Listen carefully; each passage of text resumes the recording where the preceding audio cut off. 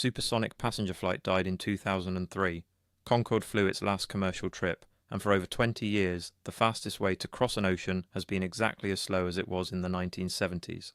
That's about to change, and the company doing it is being very deliberate about not repeating the exact mistakes that killed Concorde in the first place. Start with the actual claim, because it's a real one, not marketing vapor. Boom, Supersonic's Overture aircraft is projected to fly Miami to London in under 5 hours, roughly half the time a normal airliner takes today.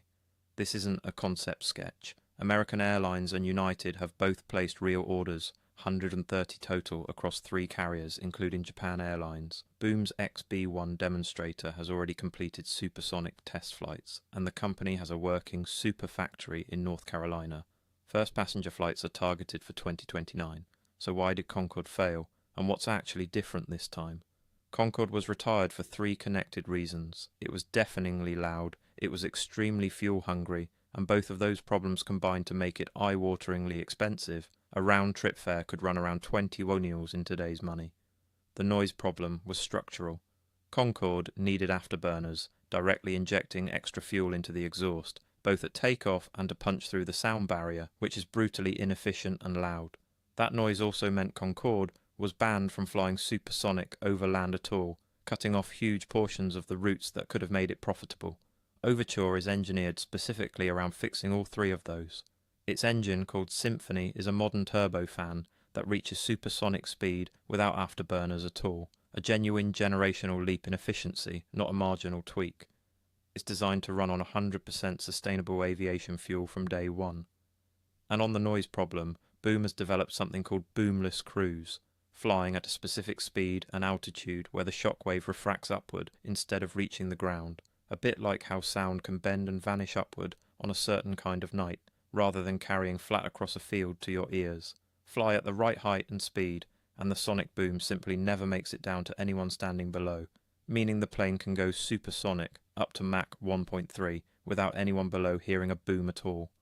Boom's test aircraft has already crossed the sound barrier multiple times with no audible boom reaching the ground, which is the exact regulatory problem that grounded Concorde over land for its entire operational life. And the regulation is genuinely catching up too, which is easy to miss in the excitement about the aircraft itself.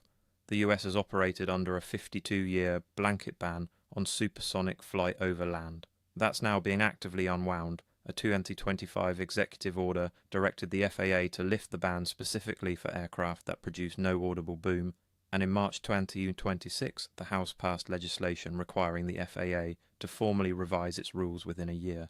That's not guaranteed to happen smoothly, but it's a real moving regulatory process, not a hypothetical someday. The honest caveat, and it's worth saying plainly, under 5 hours doesn't mean cheap. Boom's own CEO has put early round-trip pricing at around $5,000, a genuine order of magnitude improvement on Concorde's $20,000, but still firmly a premium product, not something replacing a normal economy ticket anytime soon. This is a business and first-class tier experience being resurrected, not mass air travel being reinvented. Real progress, worth being honest about the actual customer it's built for. And Overture isn't even the most extreme thing currently being worked on, it's just the closest to actually happening. Beyond supersonic, there's a real hypersonic race underway too, aiming for speeds of Mach 4 to Mach 6, 3 to 6 times the speed of sound, rather than Overture's 1.7. And the engineering behind it is genuinely different, not just the same engine, more powerful. Most hypersonic vehicles historically have relied on rockets, which are powerful but essentially single-use and dangerous for carrying passengers. Hermeus is trying something else, an engine called Chimera that starts out as an ordinary turbojet for takeoff and low-speed flight. Then, once the aircraft is already moving fast enough, around Mach 2 or 3, switches into a ramjet, a genuinely simpler device with no moving turbine blades at all, which just uses the aircraft's own speed to ram and compress incoming air until it's hot and dense enough to ignite fuel and produce thrust on its own.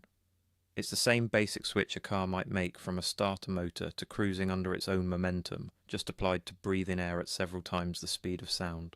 Venus Aerospace's approach is different again, a rotating detonation rocket engine paired with a ramjet, using a continuously spinning detonation wave rather than conventional burning to generate thrust more efficiently. Texas-based Hermeus got an FAA airworthiness certificate for a Chimera-powered test vehicle in early 2026, working toward London to New York in around 90 minutes. A Chinese aerospace firm, Space Transportation, has already flown an uncrewed prototype and is targeting a small, unpiloted passenger version by 2027. Venus Aerospace is chasing something even more dramatic, New York to London in under an hour, with commercial service penciled in for sometime in the 2030s. Worth being clear-eyed about where these actually stand, though.